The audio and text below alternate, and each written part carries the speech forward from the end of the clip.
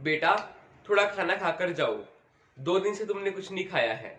एक मजबूर माँ के शब्द हैं अपने बेटे को समझाने के लिए। देखो मम्मी, मैंने मेरी 12th बोर्ड की एग्जाम्स के बाद वेकेशंस में सेकंड हैंड बाइक मांगी थी और पापा ने प्रॉमिस भी किया था। आज मेरी आखिरी एग्जाम के बाद दीदी को कह देना कि जैसे ही मैं एग्जाम देकर बाहर आऊं तब पैसे लेकर वहां खड़ी रहे, क्योंकि आज ही मुझे अपनी दोस्त की एक पुरानी बाइक लेनी है। और हाँ, अगर दीदी वहां पैसे लेकर नहीं आई तो मैं घर वापस नहीं आऊंगा। एक गरीब घर के बेटे मोहन की जिद और माँ की मजबूरी आमने सामने टकरा रही थी। बेटा, तेरे पापा तुझे बाइक लेकर देने ही वाले थे, लेकिन पिछले महीने हुए एक्सीडेंट। मम्मी कुछ बोले उसके पहले ही मोहन बोला, मैं कुछ नहीं जानता, मुझे तो बाइक चाहिए ही चाहिए। ऐसा बोलकर मोहन अपनी मम्मी को गरीबी और मजबूरी की हालत में छोड़कर घर से निकल गया। 12th बोर्ड की एग्जाम्स के बाद भागवत सर स्टूडेंट के लिए एक नई और अनोखी एग्जाम ऑर्गेनाइज करते थे। हालांकि उनका ये सब्जेक्ट मैथ था, लेकिन स्टूडेंट्स को जिंदगी का भी मैथ समझाते थे और उनका एग्जाम देने उनके सभी स्टूडेंट्स आते थे। इस साल एग्जाम का मेन टॉपिक था my role in my family, कि मेरे परिवार के प्रति मेरी क्या क्या जिम्मेदारियां हैं। मोहन एग्जाम में आकर बैठ गया और उसने मन में ठान लिया था कि अगर आज मुझे बाइक नहीं लेकर दिया तो मैं घर वापस नहीं जाऊंगा। भागवत सर की क्लास में सभी को पेपर मिल गए थे। पेपर में 10 सवाल थे और जवाब देने के लिए 1 घंटे का समय दिया गया था। मोहन ने पहला सवाल पढ़ा और जवाब लिखना शुरू किया। क्वेश्चन नंबर 1, आपके घर में आपके मम्मी, पापा, बहन, भाई और आप कितने घंटे काम करते हो? मोहन ने जवाब लिखना शुरू कर दिया। पापा सुबह 6 बजे टिफिन के साथ अपनी ऑटो रिक्शा लेकर निकल जाते हैं और रात को 9 बजे वापस आते हैं। कभी कभार यूनिफॉर्म में भी जाना पड़ता है। ऐसे में ऑलमोस्ट 15 घंटे। मम्मी सुबह 4 बजे उठकर पापा का टिफिन तैयार करने के बाद घर का सारा काम करती हैं। दोपहर को सिलाई का काम करती हैं और सभी लोगों के सो जाने के बाद सोती हैं। लगभग रोज के 16 घंटे। दीदी सुबह कॉलेज जाती हैं, शाम को 4 से 8 पार्ट टाइम जॉब करती हैं और रात को मम्मी को काम में मदद भी करती हैं। लगभग 12 से 13 घंटे। मैं सुबह 6 बजे उठता हूँ और दोपहर स्कूल से आकर खाना खाकर सो जाता हूँ। शाम को अपने दोस्तों के साथ टहलने जाता हूँ। रात को 11 बजे तक पढ़ता हूँ, लगभग 10 घंटे। इससे मोहन को मन ही मन लगा कि उसका कामकाज में कंट्रीब्यूशन सबसे कम है। पहले सवाल के जवाब के बाद मोहन ने दूसरा सवाल पढ़ा। क्वेश्चन नंबर 2, आपकी घर की मंथली इनकम कितनी है? जवाब, पापा की पे लगभग 10,000 है। मम्मी और दीदी मिलकर 5,000 जोड़ते हैं। महीने का total 15,000। Question number 3, mobile recharge plan. आपकी मनपसंद टीवी पर आ रही 3 सीरियल के नाम, शहर के एक सिनेमा हॉल का पता और अभी वहाँ चल रही मूवी के नाम बताइए। सभी सवालों के जवाब आसान होने के कारण मोहन ने फटाफट 2 मिनट में लिख दिए। क्वेश्चन नंबर 4, 1 किलो आलू और भिंडी के अभी चल रहे भाव क्या हैं? 1 किलो गेहूँ, चावल और तेल की कीमत बताइए और जहाँ पर घर का गेहूँ पिसवाने जाते हो उस चक्की का पता दीजिए। मोहन को इस सवाल का जवाब नहीं आया।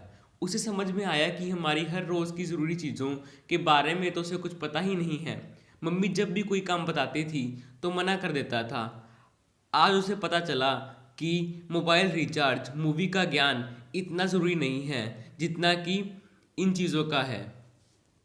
क्वेश्चन नंबर 5, आप अपने घर में खाने को लेकर कभी नखरे या गुस्सा करते हो?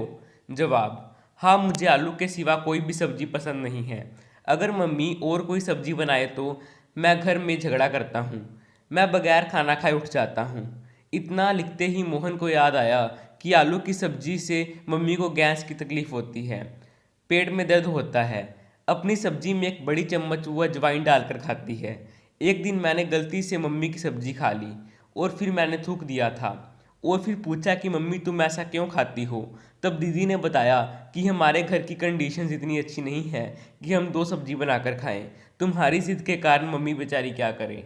मोहन ने अपनी यादों से बाहर आकर अगले सवाल को पढ़ा। क्वेश्चन नंबर 6, आपने अपने घर में की हुई आखिरी जिद के बारे में लिखिए। मोहन ने जवाब लिखना शुरू किया। मेरी बोर्ड की एग्ज़ाम ख़त्म होने के बाद दूसरे ही दिन बाइक के लिए जिद की थी। पापा ने कोई जवाब नहीं दिया था।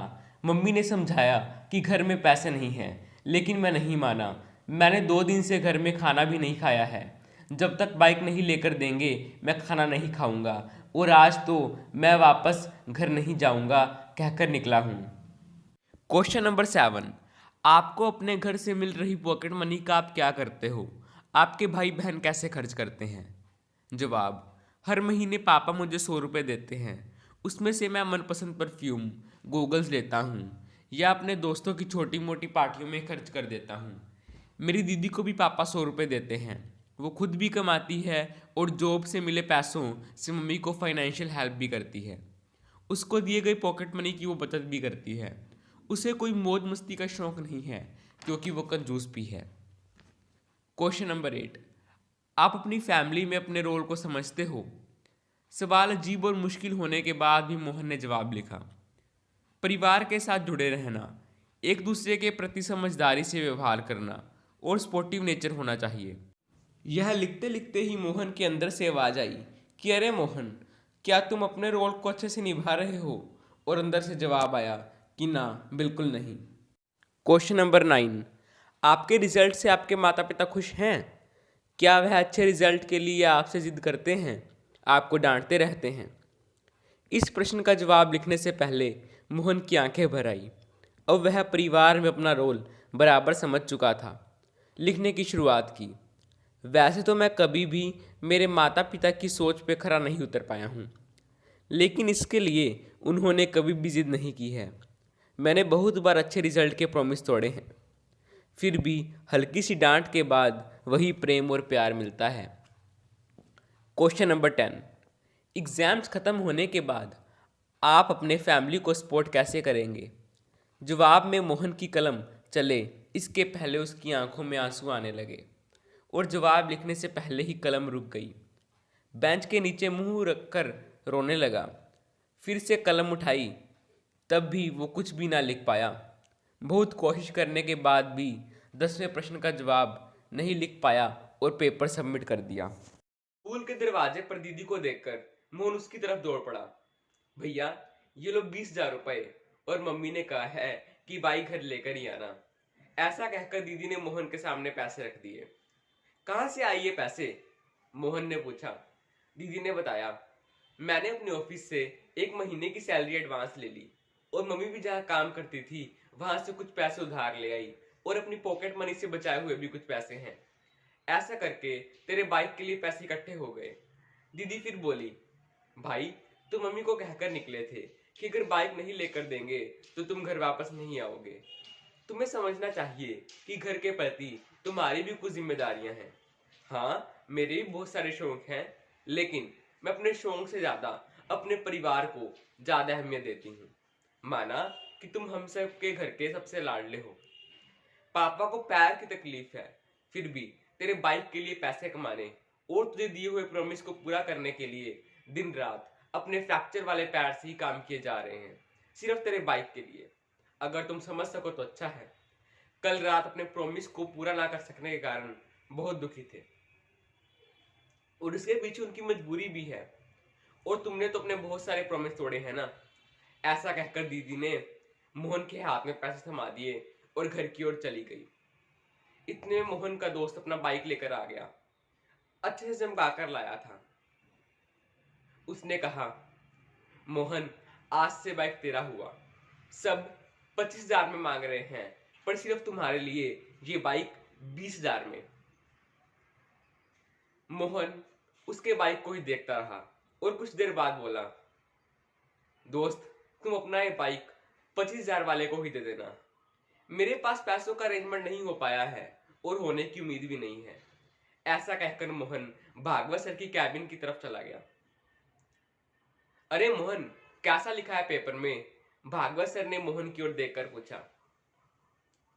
मोहन ने बताया, सर, ये कोई पेपर नहीं था, बल्कि इसने मेरी जिंदगी को एक नई दिशा दी है।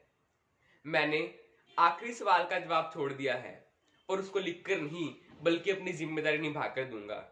ऐसा कहकर मोहन अपने घर की ओर निकल पड़ा। घर पहुंचते ही मम्मी पापा दीदी सब उसकी राह देख रहे थे। बेटा बाइक कहाँ है? मम्मी ने पूछा। मोहन ने दीदी के हाथ में पैसे थमा दिए और कहा सॉरी, मुझे बाइक नहीं चाहिए। और पापा, आज से आप मुझे ऑटो की चाबी दीजिए। अब से वेकेशंस तक मैं ऑटो चलाऊंगा और आप कुछ दिन आराम करोगे। और मम्मी, आज से मेरी पहली कमाई शुरू होने जा रही है। इस खुशी में आज तुम अपनी पसंद की मेथी की भाजी और बैंगन बनाना। रात को हम सब मिलकर के खाएंगे। मोहन के स्वभाव में आए बदलाव को देखकर मम्मी ने मोहन को गले लगा लिया और मम्मी ने कहा, बेटा जो तुम मुझे सुबह कहकर गए थे, जब मैंने वो तुम्हारे पापा को बताया तब वो बहुत दुखी हो गए और काम छोड़कर घर वापस आ गए।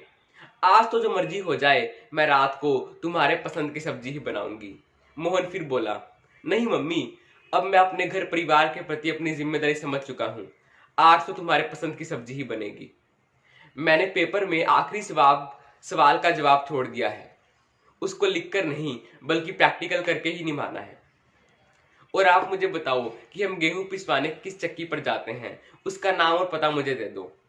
इतने में भागवत सर घर में आए और बोले, वाह, जो जवाब तुमने लिखकर नहीं दिए वो प्रैक्टिकल जीवन जी के कर दोगे। सर आप पूरे? हाँ। मोहन ने भागवत सर की ओर हैरानी से देखा। तुम मुझे मिलकर चले गए, उसके बाद मैंने तुम्हारा पेपर पढ़ा और तुम्हारे घर की ओर निकल पड़ा। मैं बहुत देर से तुम्हारे अंदर आए बदलाव को सुन रहा था। मेरा अनोखा एग्जाम सफल रहा और इस एग्जाम में तुमने पहला नंबर पाया है।